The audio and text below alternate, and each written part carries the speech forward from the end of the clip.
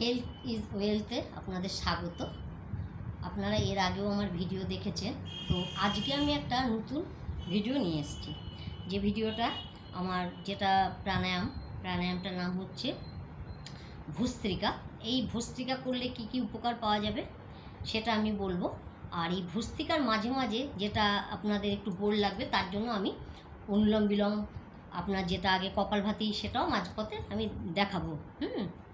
আর এই ভস্ত্রিকাটা যদি আপনারা সকালবেলা 5 মিনিট এবং বিকেলবেলা বা সন্ধ্যাবেলা 5 মিনিট করেন, এবং শুধু তাই নয়, আপনাদের যে টেনশান থাকবে বা আপনাদের যে মানে ব্রেনের কোনো প্রবলেম থাকবে সেইগুলো ভালো হবে। প্লাস যেসব ছেলেমেয়েরা পড়াশুনো করছে তারাও যদি 5 মিনিট করে এই ভস্ত্রিকাটা করে, তাদের কিন্তু প্রচুর তারা উপকার পাবে। এবং শুধু তাই না, যারা এই ভস্ত্রিকা প্রাণায়ামটা করবে তাদের কিন্তু আর সেরিব্রাল অ্যাটাক হবার মতো ক্ষমতা তাদের আর থাকবে না। সেরিব্রাল অ্যাটাকটা হবেই না, তার কারণ এটাকেই আপনাকে করতে হবে।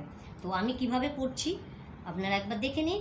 আমি শুরু করছি এবং তার মাঝখানে আমি অন্য প্রাণায়াম যেটা আগেও করেছি সেটা দেখাবো।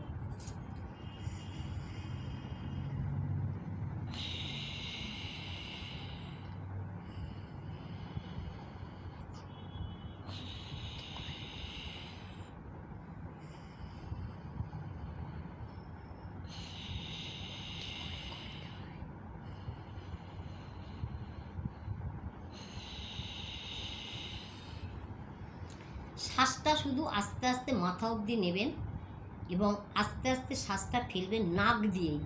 মুখের কোনো কাজ নেই, যেটা করবেন সেটা নাকের মাধ্যমেই।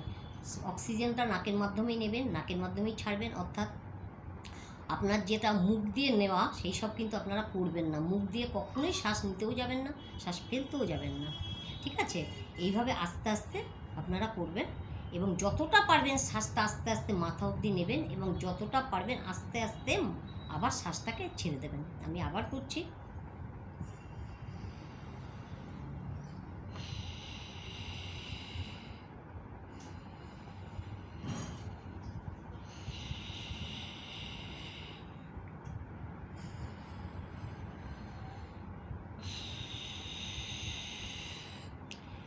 এবং এই প্রাণায়ামটা করলে কিন্তু আপনার কোনো দুশ্চিন্তা থাকবে না, কোনো টেনশান অবধি আপনার থাকবে না। এবার এই মাঝপথে যদি আপনার একটু বোর মনে হয়, তখন কিন্তু আপনি একটু অনুলোম বিলোম করে নিতে পারেন, যেটা আমি আপনাদের দেখাচ্ছি।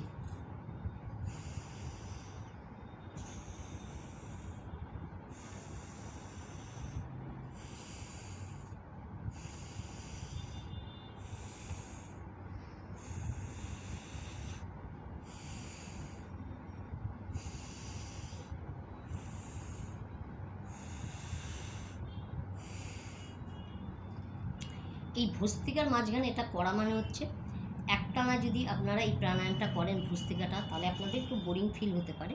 তো সেই বোরিং ফিলটা যাতে না হয় তার জন্য আপনারা এই মাঝপথে একটু অনুলোম বিলোমটা করবেন। এবং এই অনুলোম বিলোমটা যদি করেন, তাতেও কিন্তু আগে যা যা আপনাদের লাভ বলেছি সেই লাভগুলো তো হবেই, তার জন্য কোনো কারণ নেই। আর ছেলে মেয়েদের ক্ষেত্রেও ওরা যদি পড়াশোনার আগেও 5 মিনিট এই প্রাণায়ামটা করে, তাহলে কিন্তু তাদের ব্রেনটা শার্প হবে এবং পড়াশোনা তাদের মনোযোগটা, তাদের যে পড়াশোনা করছে সেটা কিন্তু তারা ব্রেনে বেশ ভালোভাবে ধরে রাখতে পারবে। আমি আবার ভস্ত্রিকাটা করছি।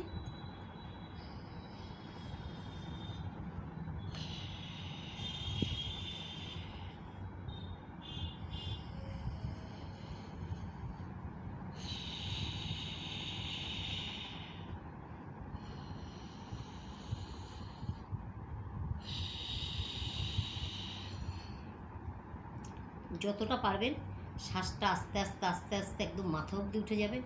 যতক্ষণ পারবেন শ্বাসটা নেবেন এবং যতক্ষণ পারবেন সেই শ্বাসটা আস্তে আস্তে বাইরে বের করবার চেষ্টা করবেন। কোনো তাড়াহুড়োর কোনো ব্যাপার নেই, যতটা পারবেন আস্তে সুস্থে করবেন। এবং এইটা করলে কিন্তু কোনো দিনই মনে হচ্ছে সেরিব্রাল অ্যাটাক তার হবে না, কিন্তু এই প্রাণায়াম করে যেতে হবে।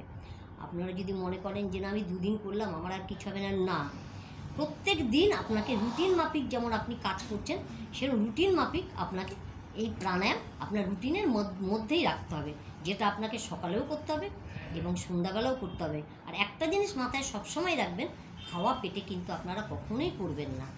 চেষ্টা করবেন ছেলে মেয়েদের ক্ষেত্রেও সকালবেলা কিছুক্ষণ করতে, এবং সন্ধ্যাবেলা যদি তারা ভালো টাইম পায় সন্ধ্যাবেলা যেন বেশি করে অন্তত 20 মিনিট কি 25 মিনিট করে, তাহলে প্রচুর ফল পাবে।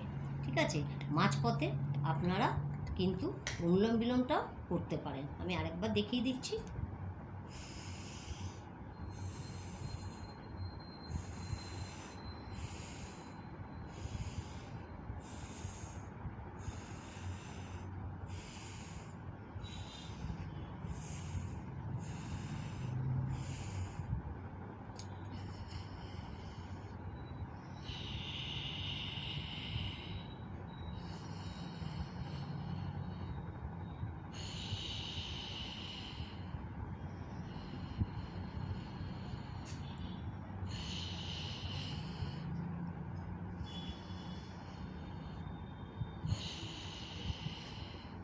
ঠিক এইভাবেই আস্তে আস্তে করবেন।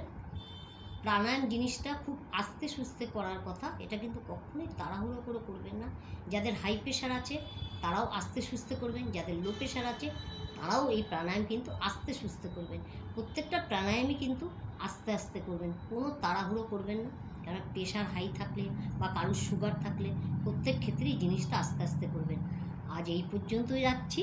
আর যদি ভালো লাগে আমার পাশে থাকবেন, এবং যতটা পারবেন লাইক এবং সাবস্ক্রাইব করে আমার পাশে থাকার চেষ্টা করবেন। নমস্কার।